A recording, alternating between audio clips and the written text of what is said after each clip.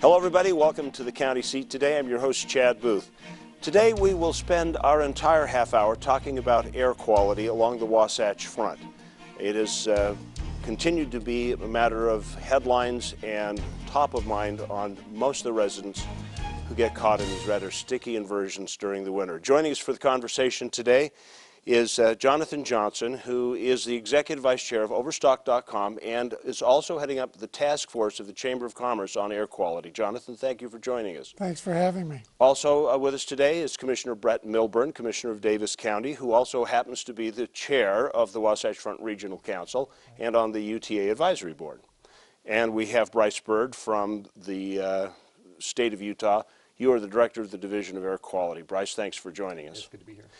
I guess I want to start the question of just saying, I remember when I was a kid in junior high school, years and years ago, in the 60s, walking to school and seeing the gray schmuck on the bottom of the valley, particularly in the spring and the late fall. And some people think this is a new phenomenon. Historically, how does our air stack up to how it used to? So when we look at air pollution trends, we actually have had air monitoring in the Salt Lake Valley since 1958. And so without question, we can say that there's been a continual improvement of air quality, both on an annual basis and even on the worst days when we have temperature inversions. Of course, temperature inversions are common to Utah. Basically, when we have snow on the ground in the bottom of the basin, and then we have a warm, high-pressure system that moves over, it puts a lid on the valley. So all the emissions, all the pollution that we generate is stuck in here with us until the storm comes and cleans us out. The challenge is the fact that we have millions of people that live here now, and all of the emissions that are associated with our transportation sector, with our large industrial sector, that produces goods and services, and then even everything down to home heating, consumer products like aerosols, things like that, all contribute, and it's all stuck in here with us until again that storm comes and clears us out. We could go out on the street and talk to anybody, and they would say it's getting worse, it's getting worse, it's getting worse. Is it really a worse situation or a cyclical situation? I think it's getting better. And when you look back in the history books, you see people who complain that they couldn't get their sheets cleaned during the winters because all the coal-burning stoves made the air so black that when they dried their sheets outside, they wouldn't get clean. But to say it's getting better is really cold comfort, because better is not yet good enough. And on those days when it's bad, and people feel it, it affects them, and that's why we need to be working to make things even better than they are now, rather than just saying, well, it's better than it used to be. It seems like people are more alarmed about it than they were when we had the last cycle of bad inversions, because they do seem to come and go over the last 2 or 3 cycles. I've got to wonder if a lot of that is just the world we live in and the information age that we have, and it is an issue that's more on top of people's minds. And with the advent of the media and the social media and things of that nature, and people's just general awareness, I think that's probably maybe a segment of why it's more at the top of people's minds. I think that's true for any health issue. We're more aware of how we eat, how we exercise, and it's an overall awareness that we can do things to ourselves by the way we live and how we exercise and things like that, but we can also be impacted more by our outdoor environment. And with that knowledge, we can take steps to improve it for us and our kids. Well, I think with that, we're off to a good start. We are going to return to the county seat after this commercial break. When we come back, we will want to spend a little time talking about how we get the measurements we get to see what air quality is like and go on to a broader discussion from there. We'll be right back with the county seat. Thank you for tuning in. We'll see you on the other side of the break. Skiing is expensive, right? Well, how about we do something about that? Eagle Point, Southern Utah's premier resort located right outside of Beaver, Utah, is proud to announce $25 lift tickets all season long. Ski and snowboard Utah's newest resort for the lowest price, and find out why the Point, with its family-friendly staff and great atmosphere, will become your second home. $25 lift passes all season. Go to eaglepointresort.com for eligibility and restrictions. 5 lifts, 40 named runs, 1,500 vertical feet. Endless possibilities. Eagle Point Resort. Making sure your food is safe. It starts on the farm and continues every step of the way all the way to your local grocery store. So when you bring home food for your family, you do so with the peace of mind that it's safe, fresh, and nutritious. Utah Department of Agriculture and Food, the guardians of Utah's food supply and sustainable agriculture. Visit ag.utah.gov for more information. Kanab, base camp for your southern Utah adventures.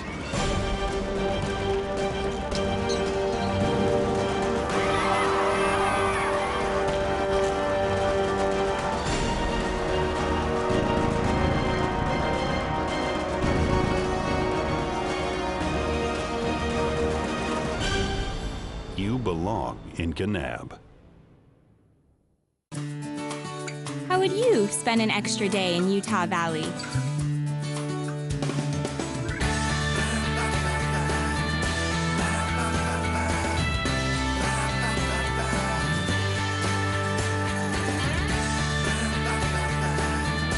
Stay one more day. Visit utahvalley.com to make reservations. Utah Valley. Bring everyone together. Welcome back to the county seat. We are having a discussion today on air quality along the Wasatch Front.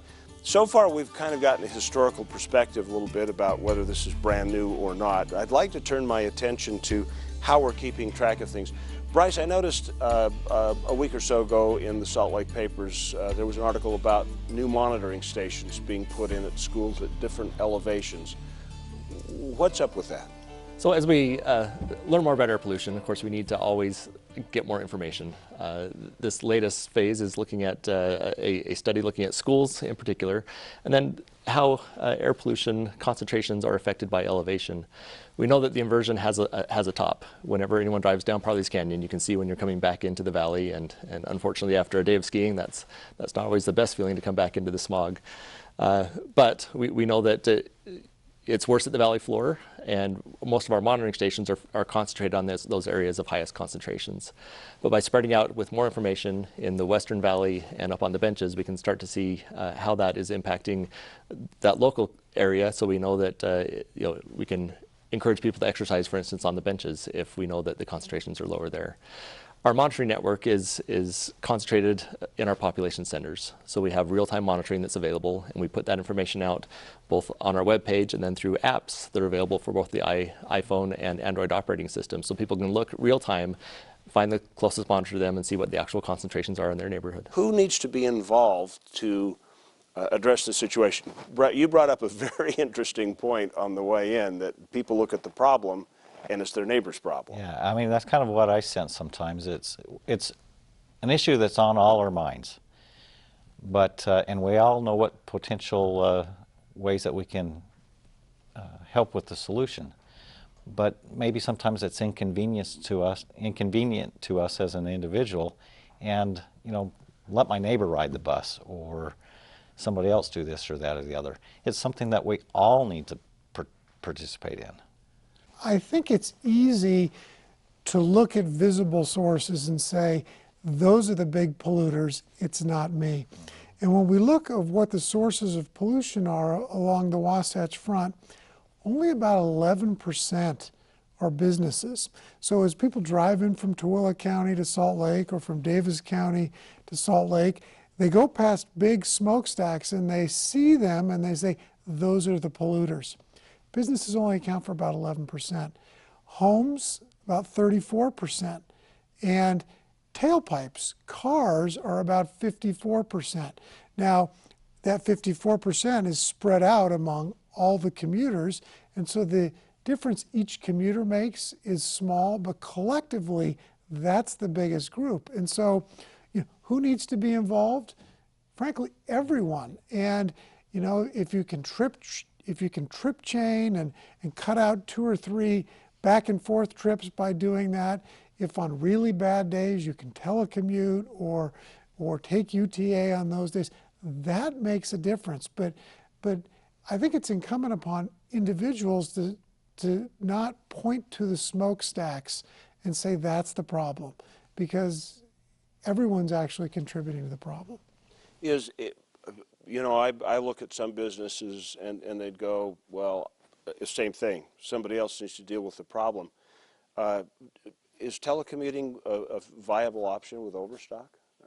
It is, and one of the things that we've done this year is we've assigned somebody in our human resource department to look at the daily updates as they're coming and as they're predicted, and they use the Utah Air app and check that out. And when we're entering into a red day or a yellow day, we give the option to some, not all, to telecommute. And we figure if we can rotate that through our workforce on the bad days, we can be part of the solution on those particularly bad days. So really the focus is when we have that lid on the valley, when the inversion's in place. Just to put some perspective to what Jonathan said, on a daily basis in Salt Lake County alone, we drive over 30 million miles. And there certainly is an opportunity for us to avoid one or two of those trips, especially during those times when we have the inversion in place. It's not all winter. On average, it's about 18 days a year. Of course, this winter has been one of the worst in terms of the fact that we had the snow on the ground early and the storms are infrequent. But everyone can make that choice. And with better information about how cars pollute as well, cold starts are an important part of this. When your car is starting, it's basically an uncontrolled vehicle, just like it was in the 70s. New modern cars have pollution control equipment. They have catalytic converters, they have variable timing and things like that. So once it's up to operating temperature, it's very efficient. But if you can avoid that first start of the day, avoid those cold starts, so even if you can bring a lunch that day and not, again, have that cold start cycle as you leave the office and go to lunch, just those little things can reduce both the vehicle miles traveled and the emissions that are associated. Along that vein, one of the things that has really come to my attention as of late is the fact that a lot of kids are not walking to school. They're getting a ride on a daily basis. And particularly on the pickup side of that, at the end of the day when parents come and they're waiting that 10-15 minutes for the bell to ring, turn the vehicle off. Don't idle. And I think that can make a huge difference. You know, we talked about it being some 15 to 30 days a year that it's a problem, but I think what we need to do is focus on it every day to create habits. If we're not in these habits, it's hard to switch them on when we have a yellow or a red day. And I think businesses can help in that respect. We can encourage and facilitate carpooling among our employees. We can subsidize use of public transit. Simple things like that, I think, turn actions into habits so that on the tougher air days, people are already doing it. Well, that makes a lot of sense. One of the other things that comes to mind in my case, I look at I run a small fleet for our shows. I've got 4 vehicles, and I would consider making them buy-fuel and going to a cleaner fuel like natural gas. But to get a federally certified conversion kit is $10,000 or $15,000, while you can buy kits, in the quote gray market that work just fine, and they're like, $1,500. Well, at a $1,500 investment, I'd do it, but at a $40,000 investment for the fleet, it's too much. I think we'll take a break. I want an answer to that question and your perspective from all three of you when we come back. Stay with us. We're on the county seat. We're talking about air quality today along the Wasatch Front. We'll be back in just a second.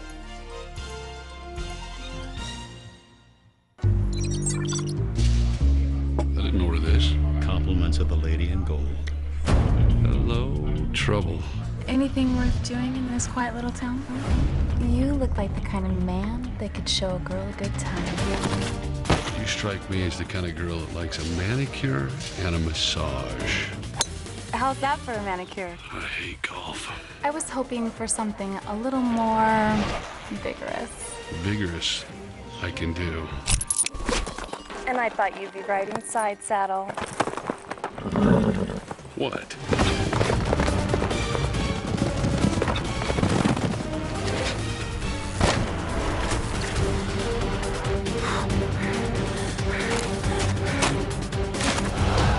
I'm gonna regret this.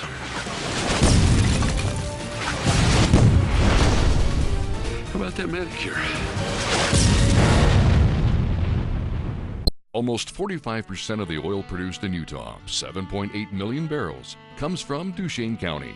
That oil feeds our state economy, provides job growth, and supports local business. Here in Duchesne County, we're working to make Utah an economic, cultural, and technological leader. Whether you're here for business or pleasure, Duchesne County will welcome you with open arms and invite you to explore all the beauty of the Uinta Mountains. Duchesne County, close enough for business, far enough to get away. Cedar City, Utah is home of the Tony Award-winning Utah Shakespeare Festival. But did you know that we also offer a different kind of play?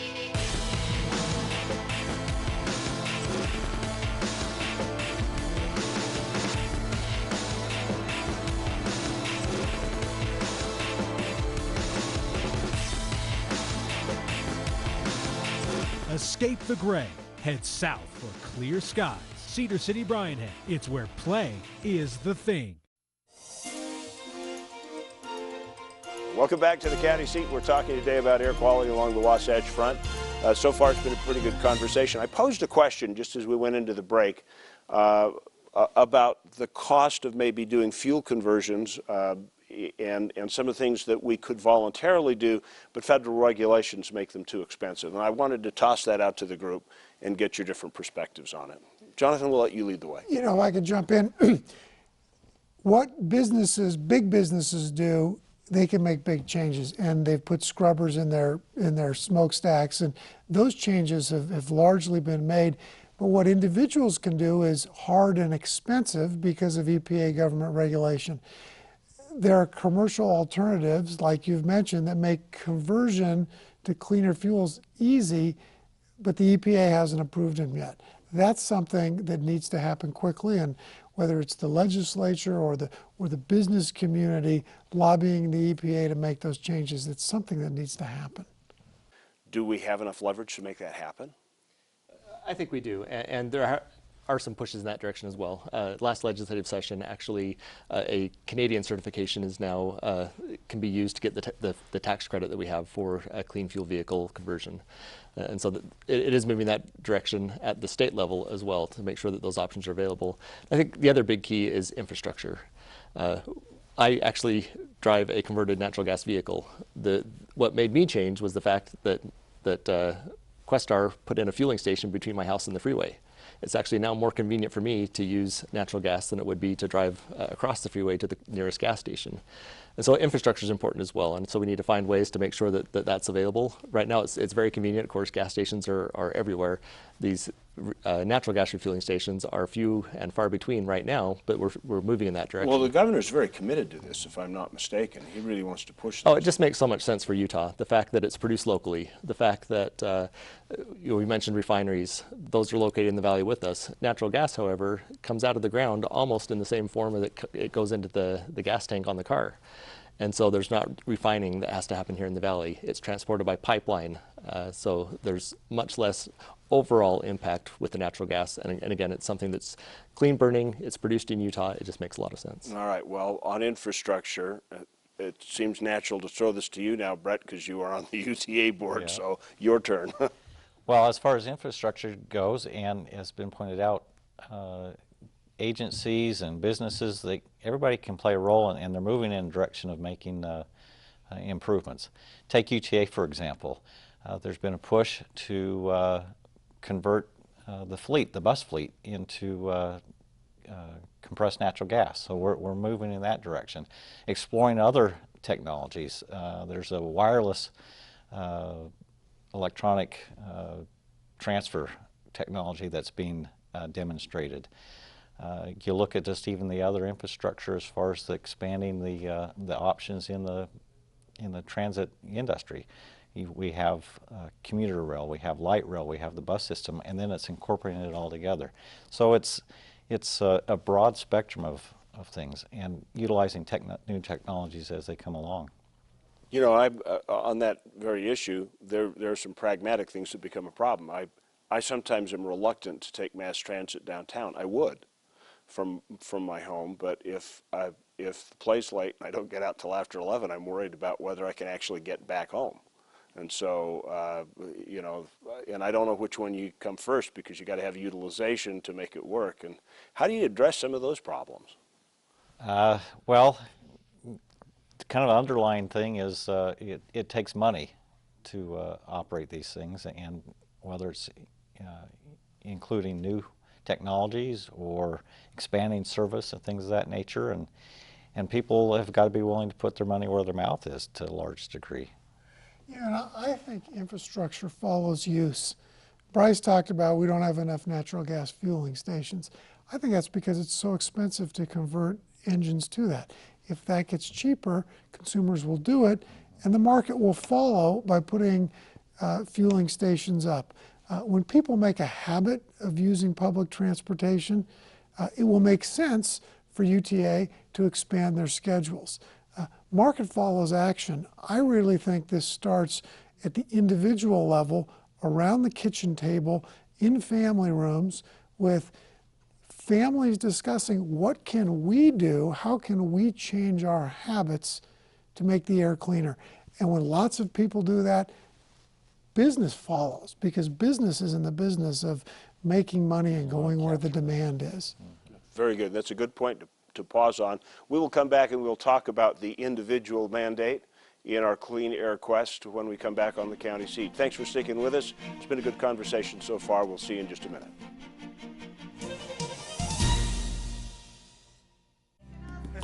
The best part about raising children here in Vernal and the Uinta Basin is just the smaller community that makes you feel like when you go somewhere you know everybody. So we packed up our 3 kids and here we came to Uinta County, and what a great place it was. What a great move. Great schools, great outdoor activities, just a really great place to raise your family.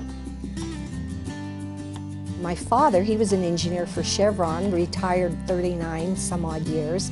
And Jeff, my husband, it's the same way. He's always worked in the oil and gas, always had a job here. And with that industry, when it does good, the whole valley thrives.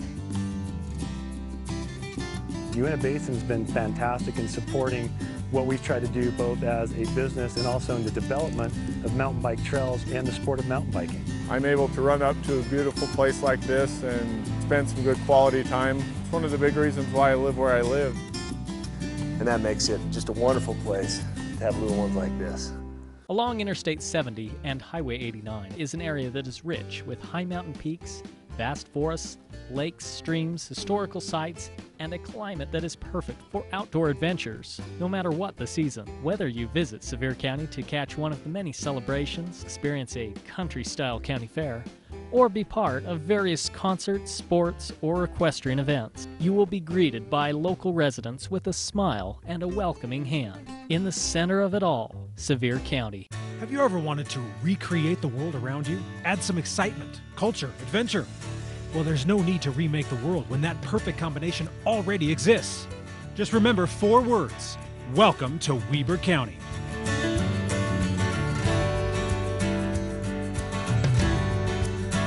In Ogden, you'll find everything you're looking for, from the top of Powder Mountain to the restaurants of our revitalized downtown. Ogden, Utah, mountain to metro and everything in between. Visit Ogden.com. Welcome back to the county seat. We've been talking today about air quality along the Wasatch Front. We've kind of wandered through the history, through some of the issues and challenges. We certainly haven't covered them all.